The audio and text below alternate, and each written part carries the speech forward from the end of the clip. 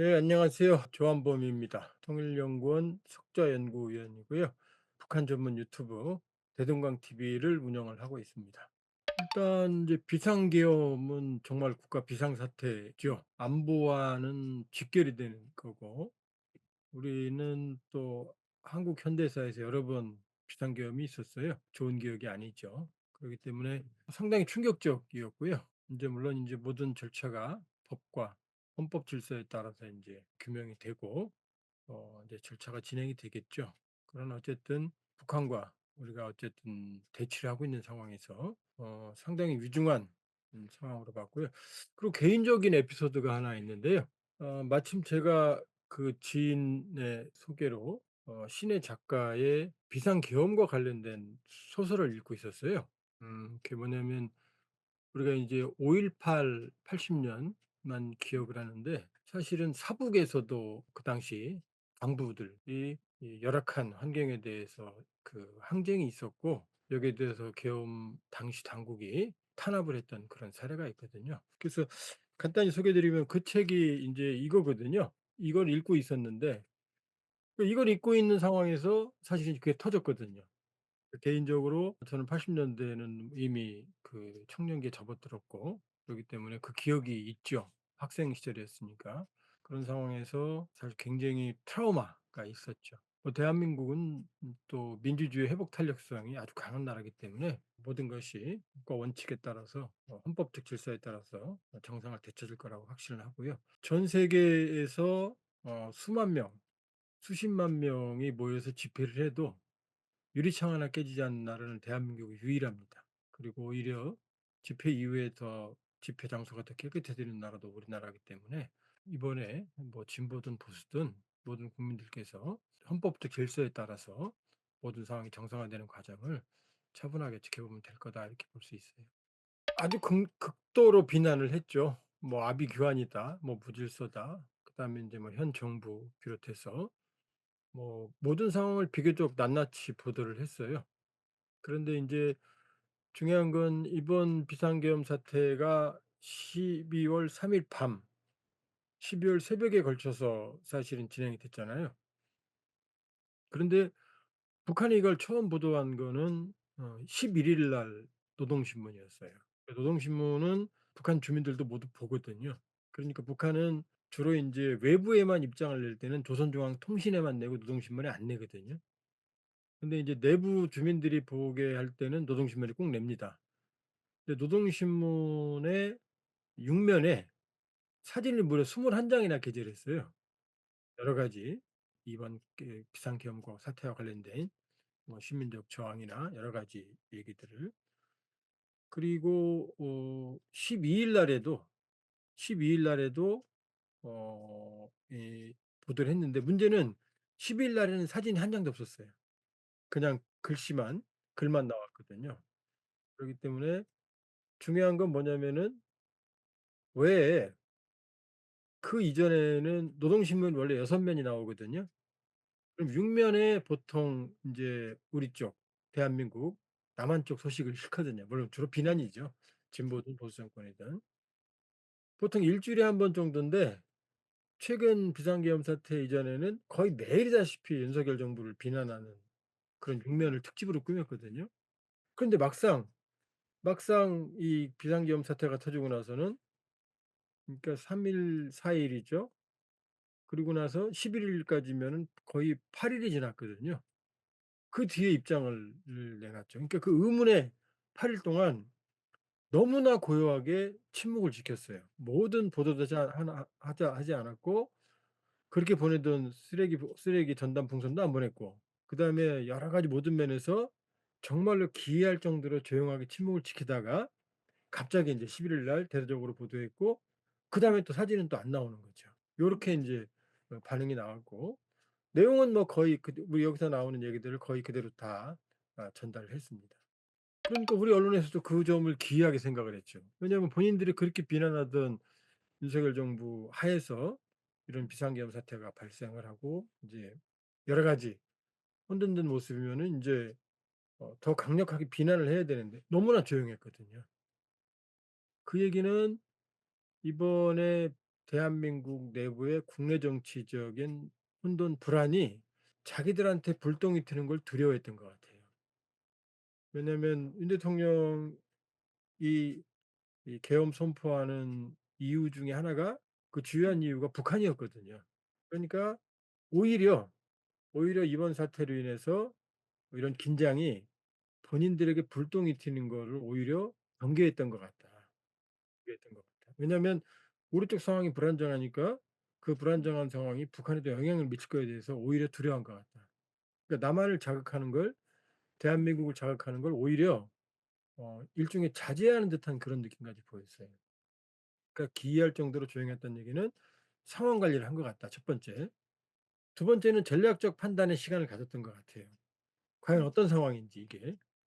지금 우리도 지금 여러 가지 상황들이 일부는 사실로 밝혀지고 있지만 지금 불분명한 얘기들이 많이 나오고 있거든요. 그러니까 앞으로 사실은 법에 정해서 정한 절차에 따라서, 헌법 절차에 따라서 인제 규명이 돼 나가겠죠, 하나 둘. 그러니까 북한도 이 상황에 대한 전략적 판단의 시간을 좀 가졌던 것 같아요.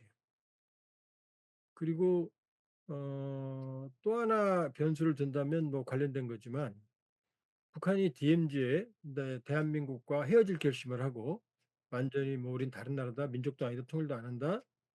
적대국이다." 그러고 인제 DMZ나 이런 데서 작업을 하고 있는데 이건 공세적인 작업이 아니라 일종의 방벽을 쌓는 거예요, 완전히 단절하기. 그리고 또 하나는 지금 북한군 인민군이 11,000명 정도가 쿠르스크에 파병이 됐다라는 게 우리 국정원 판단이거든요. 이건 미국 판단하고도 거의 일치해요. 그다음에 10월 기준으로 컨테이너 2만 개 분량의 뭐 어마어마한 분량의 군사 물자들이 러시아로 갔다는 거거든요. 그러면 북한은 아무래도 안보 공백이 있지 않겠어요? 그런 상황에서 안보적 긴장이 높아지는 건 북한으로서는 불안하거든요. 그러니까 그런 면에서는 아주 상당히 조심스러운 행보를 한 것 같다, 그 상황까지는. 일단 그런 전략적 그 상황 관리, 전략적 숙고의 기간, 또 전략적 판단의 기간을 거친 다음에 11일 날 입장을 내놨다. 그런데 그 이후에도 11일 날처럼 대대적인 21 장의 사진은 없고 이제 사실만 간략하게 보도하는 형태로 이제 진행이 되고 있는 거죠. 왜냐하면 인제 어쨌든 보도를 하기로 마음을 먹었으니까 인제 '여기가 혼란스럽다.'라는 인제 이런 상황을 아주 전체적으로 보여주는 사진들을 골고루 실었어요. 그런데 또 그 보여준 사진에 좀 특징이 있어요. 예를 들면 계엄군이 출동했는데 이 시민들이 막아서는 장면, 이런 장면들은 싹 뺐어요. 그러니까 시민들이 그러니까 인제 이 반대 어떤 그 시위를 하는 이런 장면은 나오는데 군인들을 막아서고 적극적으로 제지하는 이런 장면들은 못 뺐어요. 그건 뭐냐? 북한은 항상 딜레마가 있어요. 뭐냐면 남쪽이 혼란스러운 걸 이제 체제 결속을 위해서 보여주는 건 신나죠. 좋죠. 근데 중요한 건 북쪽에서는 그 어떤 시위나 시민적 저항도 불가능하거든요. 그러니까 딜레마가 있죠. 그러니까 남쪽에 박근혜 전 대통령 탄핵될 때도 처음에는 그 장면을 막 보여줬거든요. 근데 나중에 부작용이 생겼어요, 본인들 입장에서. 뭐냐? 주변의 건물들이 너무 휘황찬란하거든요. 너무 발전해 있거든요, 첫 번째. 그러니까 그런 모습이 보여지니까 나중에 인제 그런 면을 모습을 자제했어요. 편집을 했어요. 그다음에 더 중요한 건 뭐냐? 박근혜 대통령이 탄핵될 정도로 남한 북한 편으로 남조선이 혼란스럽다. 이건 좋은데 중요한 건 남쪽에서는 최고 지도자도 민주주의에 의해서 주민들이 반대할 수 있구나. 저항하면 최고 지도자의 지위도 잃을 수 있구나. 이런 인식은 북한에서는 상상을 초월하거든요. 그러니까 보여주는 건 좋은데 부작용이 있는 거죠. 어? 그런데 우리는 왜 김정은 정권은 영원히 가지? 왜 백두혈 통해는 될 수가 없지? 왜 우리는 불만을 제기를 못하지? 이런 부작용이 생기잖아요. 그러니까 박근혜 대통령 탄핵될 때 그때 그 경험을 하고 남쪽에 온 분들도 그런 증언을 해요. 시위하는 데 놀란 게 아니라 그 주변의 건물이 너무나 주변 거리가 호화롭다. 발전해 있다는 거. 차가 왜 이렇게 많으냐? 그다음에 어 좀 한참 보다 보니까 '저기는 저항이 가능하네. 최고 지도자한테 불만 제기가 가능하네.' 이런 생각들이 들었다는 거예요. 그러니까 북한으로서는 막상 원하던 상황, 남쪽에 혼란스러운 상황이 일어나는 건 좋은데 이 부작용이 있는 거죠. 남쪽의 발전상 자유로운 의사표시, 그다음에 최고 지도자도 바뀔 수 있다는 거. 그리고 또 하나는 남쪽의 대통령은 우리 임기가 5 년이잖아요. 근데 북한은 종신이거든요. 죽어야만 바뀌거든요. 그런 것도 사실 암묵적적으로 영향을 미치는 거죠. 정권 교체라고 하는 이런 인식도. 그러니까 여러 가지 면에서 머리가 아프다. 이중 양날의 칼이다. 남쪽의 혼돈을 보도하는 건. 이건 박근혜 정부 때도 그랬어요. 그러니까 김정은 체제의 우월성, '남한은 저렇게 혼란스럽다. 우리는 얼마나 일사불란하냐.' 이걸 보여주고 싶은데 근데 사실 북한 주민들도 마음에 불만은 많거든요. 그럴 거 아니에요. 뭐 마오쩌둥이 "권력은 총구에서 나온다."고 그랬지만 절대 그렇지 않아요. 권력은 지갑에서 나옵니다, 방에서. 등 따스고 배부를 때 그 평화로운 거지 폭력으로 억압을 할 때 그게 절대 정권이 안정된 게 아니거든요. 그러니까 본인들은 불만이 많은데 말을 못 하고 있거든요.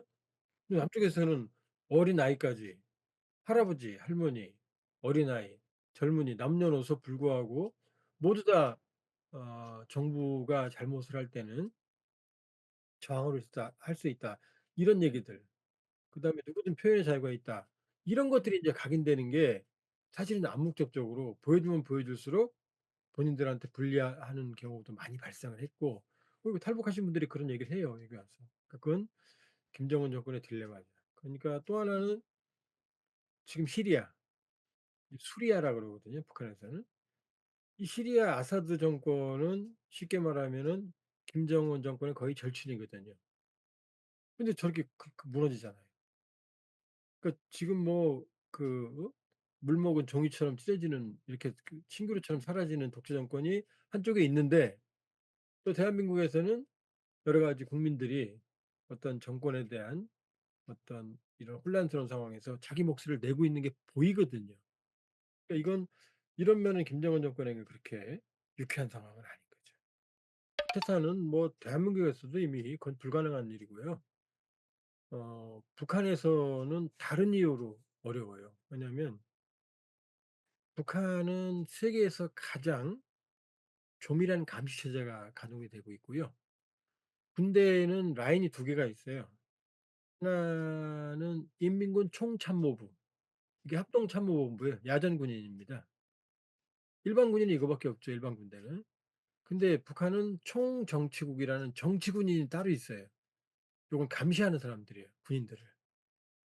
그래서 매일매일 사단장, 여단장, 연대장, 대대장, 중대장, 소대장 그 이하까지도 주요한 인물들은 요 총정치국에 있는 사람들이 감시를 해요. 사단장이 있으면 사단장급의 이 총정치국의 정치위원이 따로 있고 모든 사람들을 감시하는 요원들이 따로 있어요. 그러니까 이 사람들은 예를 들면 제가 인제 대동강 TV에서 한번 소개를 했는데 북한 내부에 235 군부대 문건이라는 게 있거든요. 235 남포에 있는 사단인데 김정일 사망이 보도된 게 2017년 12월 19 일이에요. 12 시다. 죽은 건 17 일이고. 그때 235 군부대 내부에 감시했던 문건들이 밖으로 나왔어요. 일본 NHK가 빼돌렸는데 그걸 인제 저도 가지고 있거든요, 대동강 TV도. 그걸 보면 이렇게 나옵니다. 낮 12시 그때 인제 중대 발표거든요. 중대 발표를 보고 사단장이 하늘을 보고 울면서 뭐라고 말하고 분 초 단위로 뭐라고 했는지가 다 기록이 돼 있어요. 대대장, 연대장, 소대장까지. 일반 상품 판매원까지. 그런데 어떻게 쿠데타를 합니까? 모든 게 매일 즉각 이렇게 감시가 되는데 둔명문 모여도 감시가 되는데 그다음에 북한은 이 중대급 이상은 병력 이동권이 부대장에게 없어요. 김정은 이 명령을 받아야만 병력 이동할 수가 있어요. 지금 사단이 몇 개가 움직여야지 쿠데타가 되는데 지금 중대도 못 움직이는데 김정은 명령 없이 움직이면 그 당시 2013년 7월 달에 우리로 치면 합참의장인 류영호 총참모장이 처형당했거든요. 그 내부 문건을 보면 "김정은 명령 없이 군부대를 이동했다." 그게 처형 명령이에요.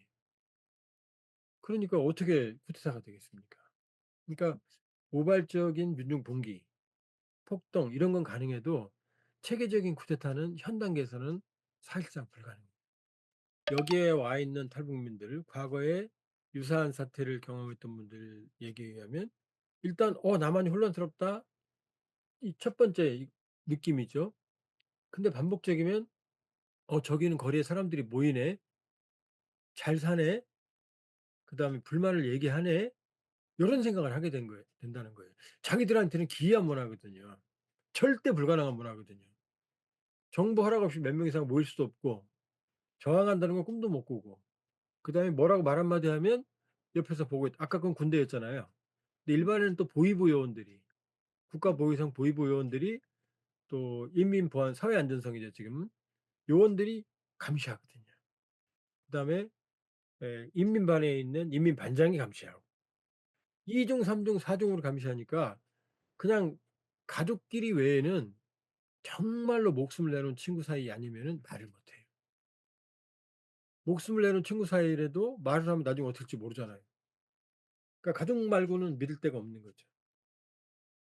그러니까 그런 상황에서 이쪽 상황을 보니까 처음에는 '혼란스럽네. 아이고 저 난리 났네.' 이러지만 '어 우리하고 다르네, 다르네.' 이렇게 생각하게 되는 거죠. 처음에는 아니지만 나중에는 계속 이게 누적되다 보면은 '우리는 왜 저게 안 되지?' 이렇게 생각하게 되는 거죠. 그리고 저도 북한 청년들 여기 온 사람들 인터뷰를 해 보면 불만이 있었대요. 독재 체제에서 강하게 불만이 있었고 체제 변혁을 위해서 "우리가 한번 사회를 바꿔보자." 그런 모임도 만들었었답니다. 실질적으로 이렇게 몇 개 증명이 됐어요. 입증이 됐어요. 그러니까 저기도 사람들이 사는 사회잖아요. 물론 인제 이 모임은 인제 해외에 유학하는 학생들이었어요. 내부는 아니었어요. 근데 그런 마음을 가지고 있는데 거기에 우리 쪽에서 이렇게 자유로운 의사표시가 나온다? 그럼 북한에게 상당히 충격으로 작용하겠죠. 절대 없다고 생각합니다 저는. 거의 100% 라고 말씀드리고 싶지만 99.9% 왜냐? 북한은 전면전을 수행할 능력이 없어요. 인민군대의 인민군인 30%가 양이 실조인 상황이고 러시아에 파병까지 했잖아요. 수많은 무기를 북한이 러시아에 넘겼잖아요. 그다음에 북한은 전면전을 수행할 만큼의 경제력이 뒷받침이 안 돼요 지금. 러시아 우크라이나 전쟁도 지금 경제 전쟁이거든요. 누가 많이 도와주느냐 소모전에서. 그런 상황에서 지금 압도적인 전력을 가져야만 남침이 가능한데 보통 2대 1은 돼야 돼요. 공격이 2, 수비가 1. 재래식 전력은 우리가 압도적으로 강하거든요. 북한 재래식 전력 우리가 세계 5 위권이지만 북한 국방력은 핵이 있지만 거의 30 위권이에요. 우리는 우리 자체만으로 세계 5 위권이지만 주한미군이 있잖아요.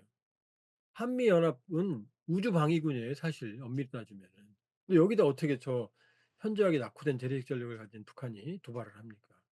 죽고 싶다면 할 수 있겠죠. 그러나 그렇게 김정은 정권이 무모하다? 그렇지 않죠. 8일 동안이나 잠자코 침묵하고 있었다는 얘기는 쪼끔 심하게 말하면 꼬리를 내리고 있었던 거예요. 긴장하고 있었다. 도발은 그러니까 뭐 이런 상황에서의 어떤 우발적 무력 충돌은 엄밀히 보면 북한이 더 두려워한다. 왜냐? 연평도 포격 사건 때 북한이 먼저 도발했지만 북한군이 더 치명적인 타격을 받았고 북한군이 170여 발을 발사했지만 그중에 90 발이 바다에 떨어졌어요. 그 정도로 불량품이 많았어요. 전쟁은 돈이 하는 거고 경제력이 하는 거예요. 미국이 전쟁 잘하는 건 군인들이 용감해서가 아니에요. 돈이 많기 때문이에요. 경제력이 좌우하는데 세계 10 위권 대한민국과 세계 180 위권 북한이 이게 되겠어요? 그러니까 북한은 우리가 방심하면 안 돼요. 그러나 제가 보는 북한은 오히려 무력 충돌을 두려워한다. 자기들이 그 충돌로 인해서 체제 내부이 균열해 가는 걸 더 두려워한다 이렇게 볼 수 있어요. 일단 보도는 하겠죠. 그러나 그것도 양날의 칼이죠. 왜냐? 만일에 탄핵이 됐다고 그러면, 만일에 된다고 전제한다면, 그러면 그거는 국민들이 뽑은 국회 입법부에서 행정부 수장을 견제한 거거든요. 북한은 그런 거 존재하지 않거든요. 자, 북한은 김정은 말이 제일 중요하고, 그다음에 노동 당 규약이 중요하고, 그다음에 헌법이거든요. 그러니까 헌법 위치가 그렇게 별 볼 일 없어요. 그러니까 매년 헌법을 몇 번씩 바꿔요. 그런데 우리는 헌법은 지고지선의 가치잖아요. 헌법 수호, 헌정 질서 그러잖아요. 그쵸? 그러면 이걸 보면 '아, 저기는 헌법에 따라서 최고 지도자가 바뀌는구나. 탄핵당하는구나.' 이렇게 볼 수 있지 않겠어요? 물론 뭐 탄핵의 끝은 아니죠. 인제 이게 또 인제 그 헌재에서 결정이 나야죠. 어찌 됐건 저기는 입법부가 행정부 최고 지도자, 그러니까 북한의 최고인민회의에서 '김정은을 탄핵할 수 있구나.' 이건 꿈도 못 꾸거든요. 김정은 말 한마디로 그냥 헌법이 바뀌거든요, 북한은. 그러면 그 보도를 할 텐데, 하지만 그걸 보는 북한 주민들은 마음이 착잡하겠죠. 일단은 북한은 인제 윤석열 정부 대북 원칙적 대북 정책과는 인제 더 이상 가망이 없다고 생각하고 헤어질 결심을 확실히 했죠. 한반도 적대적 이웃과 통일민족개념 삭제 폐기 지시, 그리고 이제 "다시는 안 본다." 그랬거든요. 그런데 인제 북한은 그래도 남쪽에서 자기들에게 우호적인 정권이 들어서는 걸 좋아하겠죠, 아무리 강경한 정권보다는. 그러기 때문에 '일단 상황은 지켜볼 거다.' 그러나 지금 헤어질 결심을 너무나 확고하게 얘기해 놨기 때문에 남쪽에서 어떤 정권이 들어서든지 간에 당장 움직이지는 않을 거다. 그렇다고 보면 지금 김정은 정권은 오히려 한국 쪽의 혼란한 상황이 지속돼서 자기들에게 영향을 미치는 걸, 이걸 더 두려워할 거다, 첫 번째. 그다음 두 번째는 상황이 안정된다면 본인들에게 유리한 대한민국의 환경이 조성되길 바랄 거다. 그러면 세 번째로, 만일에 트럼프 대통령과 비핵화 협상을 만일에 예 이 순조롭게 이어간다면, 그럼 그다음에는 남쪽의 정권이 누구냐에 따라서 남쪽과의 협력 관계를 또 여지를, 비록 이국가라고는 선언했지만 국가 간에도 관계는 있는 거니까요.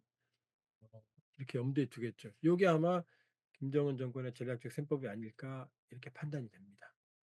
예. 이번에 뭐 여러 가지 혼란스러운 일이 있었지만, 그러나 대한민국의 민주주의 회복 탄력성은 역시 위대하다. 성장통이 있고 나면은 키가 크거든요. 그러니까 이 과정이 모든 것이 헌법적 절차에 따라서 잘 정리가 된다고 그러면 보다 더 성장된 대한민국이 되지 않을까.